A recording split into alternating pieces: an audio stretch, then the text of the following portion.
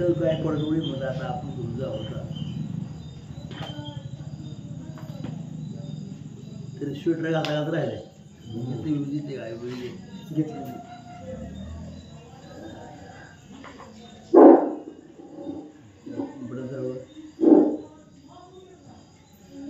श्री गणेशाय नमः श्री सरस्वती नमः श्री गुरुभ्यो नमः मात्र देवताभ्यो नमः पितृदेवताभ्यो नमः ग्रामदेवता इष्टदेवता नमः श्रीमन्मा श्री गणाधिपतये नमः देवाला तू इथं युरे बोल लोक आज 8 तास 8 वाजले श्रीमन्मा श्री गणाधिपतये नमः वक्रतुंड महाकाय सूर्यकोटी संपूर्ण निर्विघ्न पूर्वदेव सर्व कार्य सर्वदा ओम नमः वेद प्रतिपाद्या जय ससविद्यात्मर्भा देवा तुझ्याकडे सकलात प्रकाशो म्हणे निवृद्धा शब्दाले वक्रतुंड महाकाय सूर्यकोटी समप्रभा निर्विघ्न पूर्वदेव सर्व कार्येषु सर्वदा गुरु ब्रह्मा गुरु विष्णु गुरुदेव महेश्वरा गुरु साक्षात परब्रह्म तस्मै श्री गुरुवे नमः या कुंदनदारानदवना या शिववस्त्रावदा या वेणावर दंडमंडित करा या श्वेत पद्मासना जा ब्रह्माच्युत शंकरा देवै सदा वंदिता सामां पातो सरस्वती भगवते निश्चय जाड्याबा ओम शांताकारं भुजगशयनं पद्मनाभं सुरेशं विश्वाधार गगनसदृशं मेघवर्णं शुभांगं लक्ष्मीकान्तं कमलनयनं योगविधानगम्यं वन्दे विष्णुविवारं सर्वलोकं सर्वमङ्गलमाङ्गल्ये शिवे सर्वार्थसाधिके शरण्ये त्र्यंबके नारायणे नमस्तुते पुंडली श्री ज्ञानदेव तुकाराम पंढरीनाथ भगवान की जय गोपाल कृष्ण भगवान की जय अवधूत चंद्र श्री गुरुदेव नाही आज श्री गणेशाय नमः तांदूळ पाहिजे का लग्न लागत नाही 2 दिवस आपण 2 दिवस नाही का पप्पा येत नाही का वाचायला आलं येतो म्हणले येतो बरे श्री श्री येते की कोणाला करा फोन तो गाणे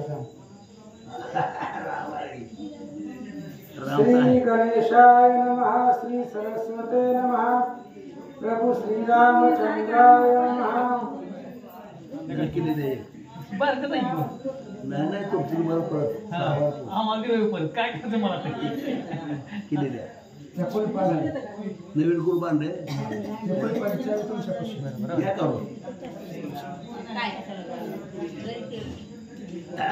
श्री गणेशाय नमः श्री सरस्वते नमः प्रभु श्री रामचंद्राय नमः दमघोषाची या नगरात मूळ पाठवी रुक्मियावरात ही वार्ता रुक्मिणीच्या कर्णद्वारा दूतमुखी प्रवेशनी पांडुरंगा करू प्रथम नमन दुसरे चरण संतांचे त्यांच्या कृपाने कथेचा विस्तार बाबाजी सद्गुरू कथेचं अनुसंधान काय चाललंय पहा त्या ठिकाणी रुक्मांगद राजा आणि त्याची मुलगी रुक्मिणी आणि त्या रुक्मिणीचा मोठा भाऊ रुक्मिया आणि रुक्मियानं काय केलं रुक्मिणी लग्न त्या ठिकाणी शिशुपाळाने ठरवलं होतं शिशुपाळ आणि शिशुपाळ हा अत्यंत क्रूर होता वाईट होता परंतु ते रुक्मियाची त्याची मैत्री होती दोस्ती होती आणि तो रुक्मिया कृष्णाची निंदा करायचा कृष्ण म्हणजे पोळ्यामध्ये गवळ्याचा पोळगा आहे गवळी आहे चोऱ्या करतो नाही का हा आणि सगळ्या गोकुळामध्ये चौंडणा केला म्हणते म्हणून रुक्मिया म्हणतो आपल्या वडिलांना की आपली रुक्मिणी त्याला द्यायची नाही पुन्हा द्यायची मग शिशुपाला द्यायची म्हणजे अशा प्रकारे त्याची चर्चा झाली परंतु तेवढ्या काळामध्ये एक ब्राह्मण आला देव ब्राह्मण आणि त्या देव ब्राह्मणाने काय केलं सगळ्या पृथ्वी तलावर हिंडलो फिरलो परंतु कृष्णासारखा मुलगा मला पाहायला मिळाला नाही कृष्ण कसा आहे त्याचं रूप वर्णन त्याने केले आणि ज्यावेळेस रूप वर्णन त्याने केलं त्या ब्राह्मणाने हे रुक्मिणीनं ऐकलं ऐकल्या रुक्मिणीला वाटलं तर खरं म्हणजे आपला हातपती योगी आहे. आता रुक्मिणी कोण आहे? साक्षात जगदंबेचा अवतार आहे, देवीचा अवतार आहे तो, नाही का? विष्णू प्रत्यक्ष लक्ष्मीचा अवतार आहे. आणि त्या लक्ष्मीने त्या राजाच्या घरी जन्म घेतलेला आहे, रुक्मिणी राजाने जन्म घेतलेला आहे. जसं कृष्णाला जन्म वसुदेवाच्या घरी झाला, देवकीच्या पुढे झाला, तसंच त्या ठिकाणी रुक्मिणी जन्म रुक्मांचा राजा, ज्या आईचं नाव काय? शुद्धमती. आणि शुद्धमतीच्या पोटी तिचा जन्म झालाय. मुळात हे लक्ष्मीच आहे. जसा कृष्ण हे विष्णू आहे तसं हे लक्ष्मीच आहे. परंतु केवळ जगाच्या कल्याणासाठी आणि त्या ठिकाणी जे दुष्टांचा संहार करण्यासाठी हे त्या ठिकाणी अवतार घेतलेलं आहे. वार्ता ऐकताची सकळ हृदयच कली वेल्लाळ नयनी वाहे अश्रुजळ मुख कमळ कोमाईले. आता मुख कमल कोमाळले म्हणजे चेहरा उतरला, डोळ्यातून अश्रू वाढले. कशामुळे? ज्यावेळेस रुक्मिणी म्हटला की मी हिचं लग्न त्या ठिकाणी शिशुपाळावर ठरवलंय, अशी बातम्या ऐकल्यावर त्याला वाईट वाटलं. आणि मग त्याला पाहिलं तो पती नाही, आणि तो कशा प्रकारे आहे हे त्याला माहित होतं. म्हणून तिच्या डोळ्यात अश्रू आले, चेहरा दुःखी झाला, अशा प्रकारे बोलू लागले. हृदय धडकला चिंताग्न नाथवे उदक शयन अन्न मने मायेशी सांगावे वर्तमान तरी हरिप्राप्ती नव्हे तिचे. आणि शिशुपाळाचं लग्न ठरलं असं म्हणल्याबरोबर रुक्मिणीला फार वाईट वाटलं. डोळ्यात अश्रू उडाले, चेहरा कोमळून गेला. आणि आईला सांगायला दे, आई हे काही बरोबर नाही बरं का, माझ्या भावानं म्हणजे रुक्मिणीनं जे केलं ते काही बरोबर नाही. म्हणून त्या ठिकाणी ते दुःखी होऊन आपल्या आईला सांगू लागलेले. कोण जाओ निया आता सत्वर आणला वैकुंठ नाथा तो सुदेव नामा ब्राह्मण तत्वता मंदिरासी पातला. आणि त्या ठिकाणी त्याला असं वाटायला लागलं, आता कृष्णाला कोण घेऊन येतं आपल्याकडं? कृष्ण हा परमात्मा परमेश्वर आहे, परंतु त्याला कोण निरोप देईल? आता तेवढ्यात कोणत्या देवाला? सुदेव ब्राह्मण. सुदेव ब्राह्मण त्या ठिकाणी आणले. आणि सुदेव ब्राह्मण आलेला आहे. त्या सुदेव ब्राह्मणानं काय सांगितलं सावचिता ऐका.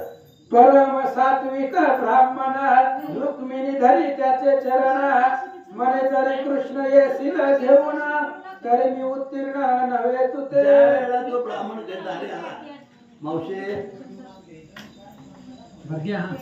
काय सांगावं, कोण रक्षक नाही, ते सगळे ते चुरमळ मावशे पोती चालू असताना पाहिजे. तुझं लक्ष नाही, बाकीचं बायकीचं लक्ष नाही. ती मग ती कशाला साशीला चुरमुर, मग आता काय करायचं होतं त्याला?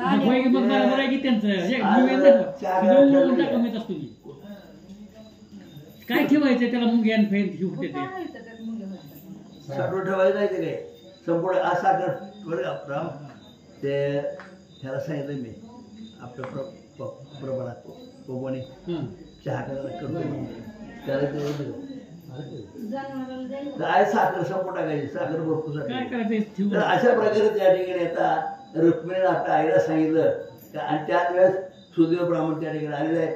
सुदेव ब्राह्मण काय सांगतो त्या सभेमध्ये ते आपण सावचिता ऐका म्हणतात. नयनी वाहती अश्रुधारा ते जगन माया आधी इंदिरा ते काकुळती येत द्विजवरा जाई तोरा द्वारकेशी. आणि अशा प्रकारे त्या ठिकाणी हे रुक्मिणी आहे, परंतु हे जगदंबा आहे, देवीचा अवतार आहे, लक्ष्मी आहे, अवतार घेतलेला आहे नाही का. आणि म्हणून त्या ठिकाणी बोलते सुदेव ब्राह्मणाला की तुम्ही जावा म्हणजे ताबडतोब कुठं कृष्णाच्या त्या ठिकाणी ह्याला द्वारकेला जावा आणि द्वारकेला जाऊन सगळी माहिती सांगा म्हणले. अशा प्रकारे ब्राह्मणाला ते रुक्मिणी बोलते. बाहेर कळून दी माता या मिनी माझी क्रमिजे पंथ उदय न पावता आदित्य कृष्णनाथ आणि जे. आणि अशा प्रकारे त्या ठिकाणी सांगितलं सुद्धा ब्राह्मणाला की तुम्ही काय करा म्हणजे रातोरात जावा, ही बातमी कोणालाही सांगू नका की मी या ठिकाणी कृष्ण आणत चाललो वगैरे काही बोलायचं नाही म्हणजे. आणि रातोरात जायचं आणि कृष्णाला निरोप द्यायचा. अशा प्रकारे रुक्मिणीने सांगितलं म्हणतात. जो का स्कंद तात हृदयचे ध्यान दशशतवदन तनुशयन जो इंदू भगिनी प्राण जीवन दिती भंजन आदित्य जो. आणि अशा अत्यंत प्रकार सूर्यासारखे असल्याची रुक्मिणी आहे. आणि त्या कृष्णाची भेट घालावी त्या ब्राह्मणाला सांगितलंय. ब्राह्मण त्या ठिकाणी द्वारकेत निघालेला आहे. आता जे जे बातमी आहे रुक्मिणीची ती सगळी दुसरे ब्राह्मण कृष्णाला सांगू लागलेलं आहे. जो पुष्कर वर्ण चारू गात्र, जो 24वा शेवटीला मंत्र, जो मित्र तनया तिरी सरोज नेत्र, क्रीडला तो आनिका. ज्याचे अंतकरण पीत वसन, इंदिरा बंधू ज्याचे मन, चतुरास्य ज्याची बुद्धी पूर्ण, तोची घेऊन येई. आणि रुक्मिणी त्या ब्राह्मणाला सांगते की अत्यंत कोमरांग असलेला आणि या विश्वासाच्या परमात्मा परमेश्वर आता तो कृष्ण आहे आणि अशा कृष्णाला तुम्ही घेऊन यावं. तर आपण आतोरात जा, बातमी कोणाला कळू देऊ नका. आणि अशा प्रकारे त्या देव ब्राह्मणाला सांगितलं.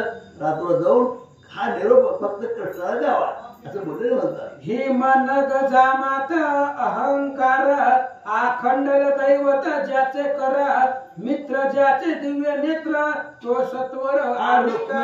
रुक्मिणी त्या कृष्णाचं वर्णन करते की बाबा ज्याचं ध्यान प्रत्यक्ष भगवान शंकर करतायत नाही काय, त्याच्या ध्यानामध्ये भगवान चिंतन आहे. तो शंकरचं चिंतन करतो असा हा परमात्मा वेगळा आहे. आणि त्याला जाऊन तुम्ही हा निरोप द्यावा आणि ब्राह्मणाला सांभाळले.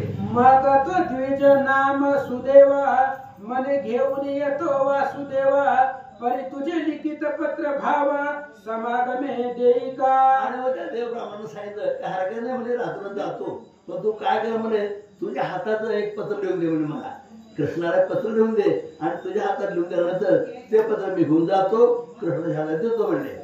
जे शृंगार कासार मराळिका, जे क्षीराब्दी हृदय जनका तलिका, भीमक राजा वृक्षनिका, त्यावरी कृपेने पसरली. अशा प्रकारे त्या ठिकाणी काय केलं तर बरोबर की त्याची ती तसं आमका भीमक राजा नाही का. आणि त्या ठिकाणी त्या ते पत्र लिहिलं. कृष्णाला कसं पत्र लिहायचं ते पत्र फार सुंदर आहे, वाचण्यासारखं आहे बरं का. आता पुढे पत्र आहे बघा, पुढे कुठलं नाही शेवटी येतं पत्र. तर त्या ठिकाणी त्या रुक्मिणीनं त्या कृष्णाला पत्र लिहिलंय. कशा प्रकारे लिहिलं त्या ठिकाणी सांगतात. मग घेतले हाट कर रस पात्र, पुढे धरले शुद्ध सत्व पत्र, लेखणी घेऊन विचित्र, सप्त श्लोक लिहिले तेव्हा. आणि अशा प्रकारे सुंदर कोरा कागद घेतला नाही का, आणि कागद सुंदर पेन घेतलेला आहे असं वर्णन केलं त्यांनी. आणि तो कागद घेऊन त्याच्यामध्ये सुंदर पत्र लिहायला सुरुवात केली. आणि पत्र लिहिताना सुरुवात कशी केली ते ऐका. पत्र गुंडाळून जड करी, द्विज हाती देऊनी चरण धरी, जरी घेऊन येशील कंसारी, तरी सुंदर पत्र लिहिलेलं आहे. कोऱ्या कागदावर सुंदर पत्र लिहिलेलं आहे, गुंडाळून ठेवलेलं आहे. आणि लगेच देव ब्राह्मणाच्या हातात लिहिलेलं आहे. आणि सांगितलं रात्र जा, कोणालाही कळू देऊ नका, आणि गेल्यावर ते पत्र त्यांच्या हातामध्ये द्यावं. अशा प्रकारे रुक्मिणीने त्या देव ब्राह्मणाला सांगितलंय. करोनी मनोवेगाचा रहवर, त्यावरी बैसोनी धावे द्विजवर, मित्र उगवता द्वारकापुर, जवळी केले वेगेसी. आणि त्या देव ब्राह्मणाने काय केलं म्हणजे मनोवेगाचा जो घोडा आहे त्या वेगाने त्या ठिकाणी आरोहायचं, आपण कृष्णाला भेटायचं. त्याप्रमाणे सुदेव ब्राह्मण मनोवेगाने कृष्णाला भेटाय, अत्यंत वेगाने थोडक्यात सांगितलं. मनोवेग घोडा असं म्हटलं त्यांनी. आणि अशा प्रकारे अत्यंत वेगाने त्या ठिकाणी पाठोपाठ दिवस उवायच्या आत तो ब्राह्मण भेटला आणि श्रीकृष्णाचे पत्र दिलं म्हणतात. द्वारका बाह्य प्रदेशी वन, वृक्ष भेदित गेले गगन, वासरमणीचे किरण, माझी न दिसती हिंडता. आणि त्यावेळेस आता सूर्य उगवायचा आहे नाही का, सूर्य उगवायच्या आत त्या ठिकाणी द्वारकाला जायचं. अशा इतक्या मनोवेगाने तो सूर्य ब्राह्मण त्या ठिकाणी वेगात गेला म्हणतात. कस्तुरी मृग चरती, कोकिळा पंचम स्वर आळविती, पक्षी कृष्ण नामे गरजती, हंस खेळती स्वानंदे. पाठ त्या ठिकाणी सूर्य ब्राह्मण त्या द्वारकेमध्ये पोहोचलेला आहे. त्यावेळेस अत्यंत सुंदर गायन कोकिळा करतायत नाही का. पाठाची वेळ आहे, म्हणजे सूर्य नुकतंच उभं राहिलेलं आहे. अशा वेळेला त्या ठिकाणी ब्राह्मण त्या ठिकाणी पोहोचलं म्हणतात. रहाट पहाट शीतळ उदक, चातक बदक चक्रवाक, शिखी किर शब्द सुरेख, कृष्ण नामे करिता. आणि असं वर्णन केलं त्या ठिकाणी की पक्षी सुद्धा त्यांचं गुणगान गात होते नाही का. आणि चातक पक्षी होते आणि अत्यंत वेगानं सुद्धा ब्राह्मण पोहोचला. पाठाचा वेळ आहे. आणि अशा पद्धतीने त्या ब्राह्मण पोहोचल्यानंतर त्याने पुढे काय केलं मग. मलया निळा शीतळ, येत रम्य अति मंजुळा, कृष्णागर मलयगर परिमळ देवदार वृक्ष तेथे. ते झाडाचं वर्णन केले. देवदार कसे आहेत, ऊस झाड आहेत वगैरे, फळाची झाडं आहेत, मोठी मोठी फळाची झाडं आहेत. अशा त्या रमणीय वातावरणामध्ये त्या ठिकाणी सूर्य ब्राह्मण त्या द्वारकेला जाऊ राहिलेले आहे. नारी केळी खरजुरी अशोक पोपळी वट परिजातक अंजीर मातुलंग सुरेख वृक्ष चंपक विराजती. शेषवेली प्रवाळवेली स्वरूप स्थळी स्थळी द्राक्ष मंडप फणस डाळिंबी अमुप सदा फळ भारे डोलती. मुनी सदैव तप करीती तप गंधर्वाचे सुरस आलाप जे ते वसे परब्रह्म चित्स्वरूप ते वन कोणासी बदलवे. द्वारकेच्या जवळ आल्यानंतर त्या सूर्य ब्राह्मण काय पाहिलं म्हणजे कारण काही उंच वाटलेले आहेत, फळाची झाडं आहेत, फळाची झाडं आहेत आणि सुसर असे रमणीय त्या वातावरणामध्ये पक्षी पण गीत गात आहेत. अशा पाठच्या वेळा अशा वातावरणामध्ये ते सूर्य ब्राह्मण द्वारकेजवळ पोहोचलेले आहे. जे समुद्र संभव नगर उपमेन पुरे देवराजपुरा कमलोद्भवाचे कर जेथे लागले नगर रचित. आणि ते अत्यंत रमणीय सुंदर असं ते मंदिर आहे. कोणतं? द्वारका नगरी आहे. आणि प्रत्यक्ष ब्रह्मदेवाने त्याची रचना केलेली आहे. असे हे द्वारका नगरी आणि त्या द्वारका नगरी जवळ त्या ठिकाणी हा सूर्य ब्राह्मण येऊन पोहोचला आहे.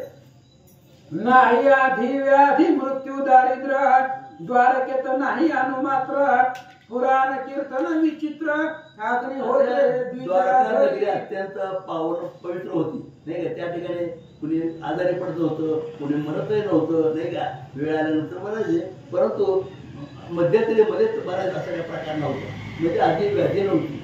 असं हे नगर होतं आणि केवळ पावन प्रत्यक्ष परमात्मा परमेश्वर आहे. त्यामुळे त्याचं आधी व्याधी रोग कुठे नव्हते आणि वेळच्या पाऊस पडायचा, धान्य पिकायचे, अशी ती द्वारका नगरी होती म्हणतात.